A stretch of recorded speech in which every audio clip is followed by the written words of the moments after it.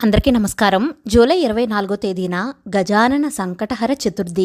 ప్రతి నెల ఒకసారి సంకటహర చతుర్థి వస్తుంది కదా, మనందరికీ తెలుసు కదండి. ఈ జూలై 24న సంకటహర చతుర్థి ఎందుకు విశేషమైనది అంటే అది బుధవారం నాడు వస్తోంది. బుధవారం వచ్చే వినాయకుని పండగలు ఏవైనా సరే అది చాలా విశేషమైనవి. బుధవారం నాడు వచ్చింది కాబట్టి ఆ రోజున గజానన సంకటహర చతుర్థి అని అంటారు. ఆ రోజున మెయిన్గా ఓం గజానన గణపతియే నమః అనే మంత్రాన్ని 21 సార్లు అనుకుని గరికను సమర్పించాలి. ఆ తర్వాత జామ పండ్లను కూడా నైవేద్యంగా సమర్పించాలి. మీరు తలపెట్టిన ఏ కార్యక్రమమైనా సరే ఆటంకాలు లేకుండా విజయం ఉంటుంది.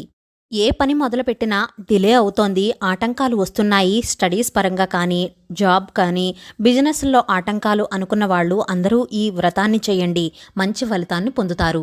సంకష్టహర చతుర్థి పూర్తి పూజా విధానం వీడియో లింక్ మన ఛానల్ పేరు కింద ఉంది. Thank you for watching.